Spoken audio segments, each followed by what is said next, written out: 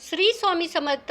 आज आपण 12वा अध्याय बघणार आहे. श्री स्वामी चरित्र सारामृत या ग्रंथातील 12वा अध्याय आपल्याला एक अतिशय महत्त्वाचा जीवनधडा देत असतो. स्वामींवर पूर्ण विश्वास ठेवला तर अशक्य वाटणाऱ्या गोष्टीही शक्य वाटतात.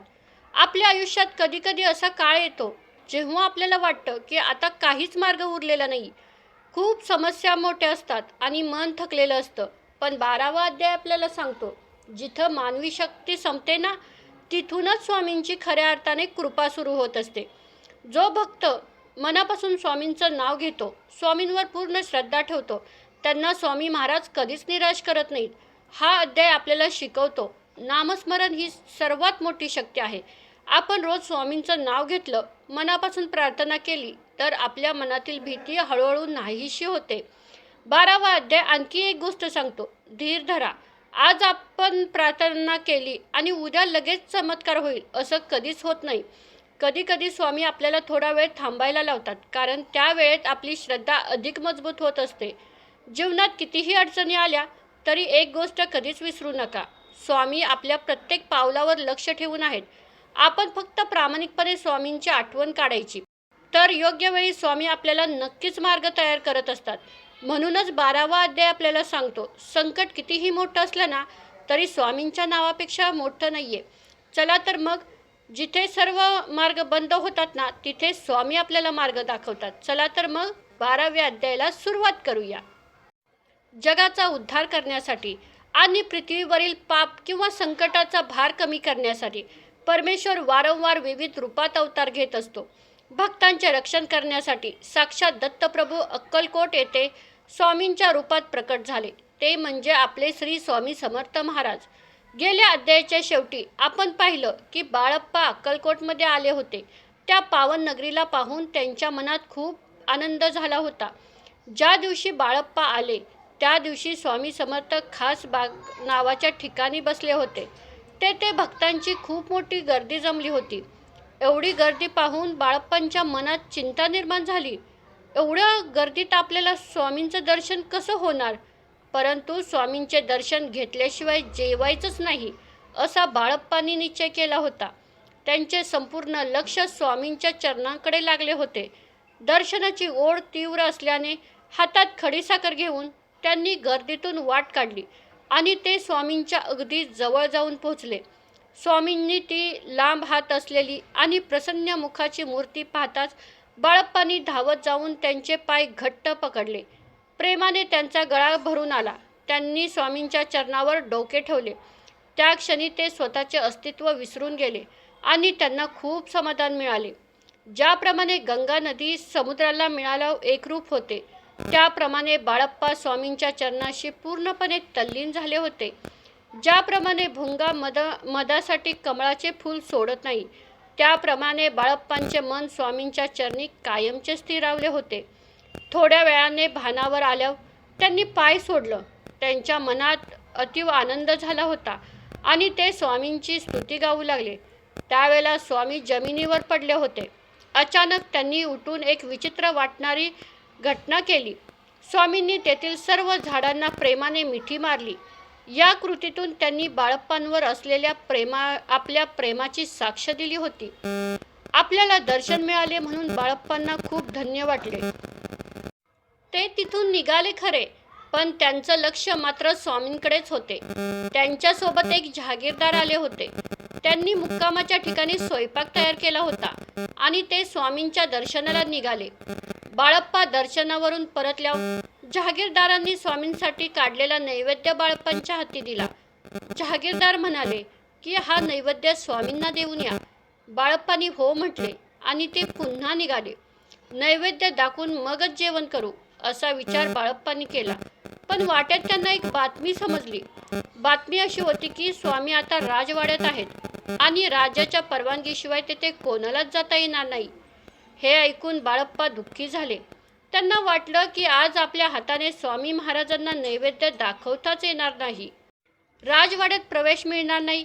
हे कळल्यावर बाळप्पा वाटेतूनच परतले आणि मुक्कामाच्या ठिकाणी देवाला नैवेद्य दाखवून त्यांनी जेवण केले. बाळप्पा रोज सकाळी लवकर उठून आपली नित्यकर्मे उरकत आणि स्वामींचं दर्शन घेऊन नामस्मरणाला बसत. भगवान शंकर हे त्यांचे आराध्य दैवत होतं. त्यामुळं ते रोज शंकराची पूजा करत आणि दुपारपर्यंत आपला जप पूर्ण करत. त्यानंतर हातात झोळी घेऊन ते स्वामींच्याकडे येत, त्यांच्या चरणावर डोके ठेवत आणि मग भिक्षा मागण्यासाठी गावात जात होते. मागून आणलेल्या भिक्षेवरच ते आपला उदरनिर्वाह करत होते. जे काही साधेसुधे मिळेल त्यात ते समाधानी राहत होते. पुन्हा स्वामींचे दर्शन घेणं आणि भक्तीत वेळ घालवणे असा त्यांचा दिनक्रम अक्कलकोटमध्ये सुरू झाला. स्वामींच्या सेवेत चोळप्पासारखे अनेक सेवक होते, पण त्या काळात सुंदराबाई नावाच्या सेविकेचे वर्चस्व तिथे जास्त होते. आपल्यालाही स्वामींची सेवा करायला मिळावी अशी बाळप्पांची तीव्र इच्छा होती, पण सर्व व्यवस्था सुंदराबाईंच्या हातात होती. नशिबाने एके दिवशी सुंदराबाईंनीच बाळप्पांना सांगितलं की तुम्ही सुद्धा स्वामींच्या सेवेत सहभागी व्हा. हे ऐकून बाळप्पांना खूप आनंद झाला. त्यांना वाटलं की आजचा दिवस सुवर्ण दिन आहे आणि आता माझ्या जन्माचे सार्थक होईल. अनेक सेवक असूनही सुंदराबाईंचा शब्द अंतिम असे आणि व्यवस्थापनाचे सर्व अधिकार तिच्याकडेच होते. मी स्वामींची सर्वात लाडकी सेविका आहे असा तिला गर्व झाला होता. त्यामुळे ती इतर सेवकांना नेहमी कमी लेखत असे. या गर्वामुळे सेवकांमध्ये नेहमी भांडणं होत असे आणि त्यामुळे स्वामींच्या सेवेत सतत व्यत्यय येत होता. बाळप्पांनी हे सर्व पाहिले आणि आपल्या समजूतदारपणाने सर्वांमधील भांडणे मिटवून सर्वांना एकत्र आणलं. स्वामी कुठेही असले तरी त्यांची पूजा नीट व्हावी यासाठी लागणारे सर्व साहित्य बाळप्पा आधीच तयार करून ठेवत असत. स्वामी कधीकधी जंगलात जाऊन राहत, पण बाळप्पा तिथे पोहोचून त्यांची सेवा आणि आरती वेळेवर करत होते. बाळप्पांची ही निष्काम भक्ती पाहून स्वामींनाही आनंद वाटत असे. काही काळानंतर बाळप्पांना शारीरिक आजाराने घेरले. त्यांना रात्रंदिवस खूप त्रास होऊ लागला. त्यांच्या बेंबीतून रक्त वाहत होतं. त्या वेदनांनी ते व्याकुळ झाले आणि चिंतेत पडले. काही दिवसांनी त्यांच्या बेंबीतून आश्चर्याने एक कागदाची पुडी बाहेर पडली. ती उघडून पाहिलं असता त्यात विष होतं. पूर्वी कोणीतरी वाईट माणसाने त्यांना मारण्यासाठी एका प्रकारच्या पदार्थातून विष दिलं होतं. ते आज बाहेर पडलं होतं. स्वामींच्या कृपेमुळे ते विष शरीरात लपून राहिलं होतं आणि ते आज बाहेर पडल्यामुळे बाळप्पांचा जीव वाचला होता. बाळप्पा सेवा तर मनापासून करत होते, पण त्यांचं मन अजूनही शंकरांच्या पूजेतच गुंतलेलं होतं.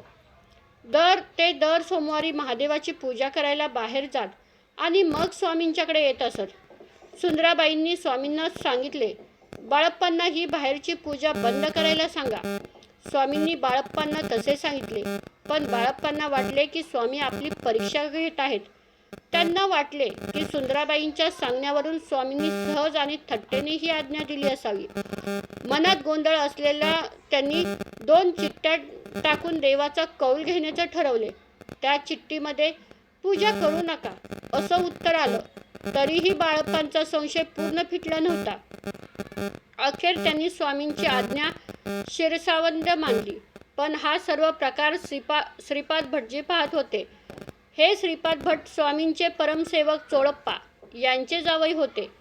लोक जे पैसे किंवा वस्तू स्वामींकडे घेऊन जात होते ते सुंदराबाई घेऊन जात असे. चोळप्पाच्या कुटुंबाला वाटे की बाळप्पांच्या उपस्थितीमुळे आपले आर्थिक नुकसान होत आहे.